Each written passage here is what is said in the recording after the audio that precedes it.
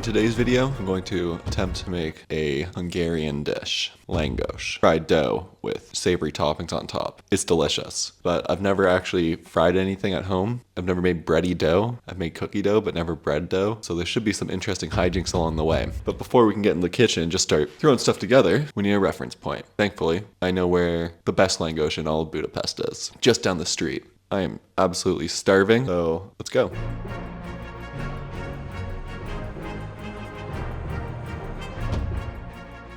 This is what a fully loaded Langos looks like. Hopefully the one I make will look at least a little bit like this. Good crunch to it. Really nice crunch to it. Soft, doughy inside. This one's topped with sour cream, cheese, ham, and onions. I'll probably do something similar for my own. After I finish chowing down on this, grab all the ingredients to make it. But for now, I'm just gonna chow down. Just got back from shopping, and I think I have, hopefully, everything I need. I did a little cookie baking extravaganza a few weeks ago. Flour and sugar left over from that. Salt. Of course, who doesn't just have salt sitting around their kitchen? Olive oil I also had just for regular cooking. Instead of red onions, I decided to make a little swap here. I'm a real sucker for pickled beets. I picked up some of those instead. Bacon bits, they were on sale. I got some instant yeast. Difficult to find. Had to pull out the old Hungarian to English calculator there to figure that one out. Some garlic, cheese, pre-shredded because I didn't remember if I had a cheese grater or not in this apartment. Vegetable oil for frying because apparently olive oil isn't good for deep frying. Learn something new every day. I've never deep fried anything at home. The only time I've ever deep fried is when I worked at McDonald's like 8 years ago. And some milk. Let's make some dough. So I don't have a measuring cup. Instead what I have is a scale. A very old scale. Last time I tried cooking this with this thing to make cookies, honestly did not turn out as planned. So hopefully we do better this time. First thing we gotta do is weigh out 280 grams of flour. I went a little bit over. Still over. Now I'm under. I'm sure it's good enough. It says half a teaspoon of salt. I'm sure I can just throw a few dashes in and call it a day though. If it's too much, I like salty bread anyways. Same deal with the sugar.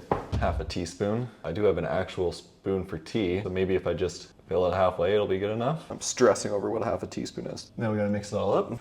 The recipe says to do this with a spoon, so don't judge me for doing this with a spoon. Maybe they meant a bigger spoon, but I'm sure this will be fine. Next step is to add the yeast. The recipe says a 1 1/4 teaspoon. Mine came in a prepackaged portion, so I'm just gonna use the whole package.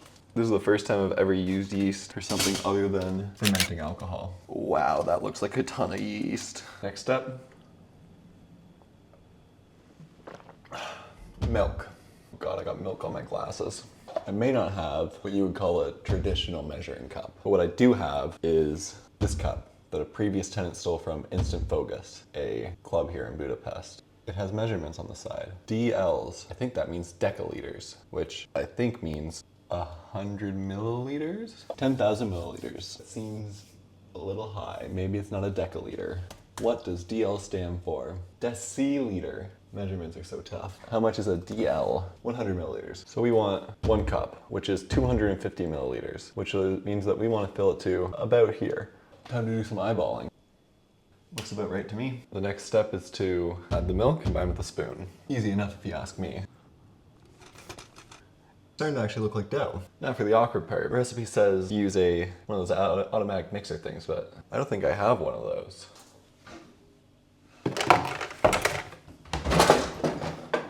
Yeah, I don't think I have one of those things. I've been looking around for ages, so I'll just find something that seems like a suitable mixing device. A whisk would be ideal. Whisk secured. The recipe said to mix on low setting anyways, so I'm sure that my hand speed is about equal to an automatic mixer's slow speed. This is not a sturdy whisk. I can't take this anymore. I'm done. Hopefully that was a good enough mixture. Should we try it? Okay, honestly not bad. Supposed to cover it with plastic wrap now. Covered. It says to let it proof for about an hour. I realized as I was about to fry up this dough that I forgot to grab sour cream. I just ran out and grabbed it, but finding it was tough since everything in these grocery stores are in Hungarian. You know, had to walk to and from. I think I let this thing set a little too long. It looks like more than double the size. Nothing we can do now. That is the current state of our dough. Let's get this thing out of here and fry it up, baby. Oh boy. She is sticky, but that's what the recipe says it should be. Soft and sticky, so this is a good sign, I think. Wow. It's time to cut this thing up. Well, now it's time to cut this thing up. 4 servings, so I'll cut it into quarters. Oh no, it's too sticky. 1 Langos ball, 2 Langos balls, 3 Langos balls, 4 Langos balls. 4 Langos balls ready to go. The recipe says 2 cups of oil, but I don't think it's that serious. I'm just gonna fill the pan. This isn't oil. This is vinegar. Mistep. Freaking Hungarian. Can't read the damn language. I have olive oil. I'm not supposed to use olive oil, but I guess we are. I don't see why this shouldn't work if we just keep it on a low temperature. Slow deep frying. All the rage these days, isn't it? Now I'm gonna toss it in. Just hoping. I'm having an extremely difficult time transferring the Langos balls over. Because whenever I pick it up, it just goes back into ball form. I can't pick it up in the flat state. Here's my idea. A piece of parchment paper. Get it a little wet so it doesn't stick. Doing it with the hands this time because the rolling makes it just a little bit too thin. Let's see how this goes. Poorly is how that goes. There's a huge hole in the middle of my Langos. I don't know if you can see that. We will try again in a minute. I'm just now in the middle of this Langos cooking, the realization that there are no tongs in this apartment. So I have 2 wooden spatulas, which will hopefully do the trick. I know that first I didn't leave it long enough on that side. It needed better temperature. It needed to be on higher temperature earlier. And there's a big hole in it. I know both those things are true, but honestly, I think this is promising. If I can get one in here in one piece without a hole in the center, I think it'll be good, because look at this. Do you hear that clicking? It's solid. I think it might actually end up being okay. Okay, I'm gonna try for another one. This time without a hole in it. Bro, it's looking good. Crush this clove of garlic. If I just rub this garlic all over this Langos, it should give us a nice garlicky flavor. The other one's ready to come off. I'm going crazy here. Okay, that gives us 2 Langos just to start with. Look at this one. Tell me that isn't the most passable thing you've ever seen. All right, let's try the first one. Because of the huge hole in the middle, I'm gonna go no toppings. Just rubbed it with garlic. Okay. Well, when you order just a plain one, I think this is what he does at the place. He rubs a garlic olive oil mixture, or it might be garlic butter, and puts some salt on it. I was gonna put olive oil on mine, but then I ended up frying them in olive oil, so didn't need to do that. This is good. This is actually passable, for real. You got that nice, doughy inside. Hear that crunch?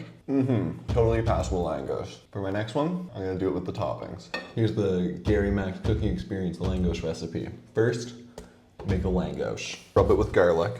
Hit it with some salt, sour cream, shredded cheese, of course, lots of cheese. That's how he does it at the place. This is uncooked. For real, this is uncooked. These bacon bits are uncooked. So I'm gonna fry them up super quick.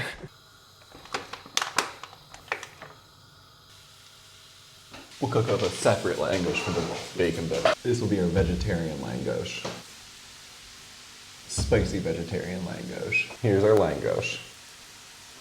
Okay, it is a little too thick. It's good. It's really actually quite good. Sriracha is a nice touch, and these pickle beets are amazing. On the next one, we add bacon and eat it when it's fresher. I'm sure it'll be even better. Stay tuned for that. Bacon bit secured. And look at all that bacon grease. The astute among you will know where I'm going with this. Final Langos is in the grill. I combined the last 2 dough balls to make one big Langos. Oh, wow. Look at that. What? With little bacon bits in it too? This might be a contender for the best Langos of all time. Let's get this giant Langos out of there. Yo, look at that Langos. Let's get some toppings on there.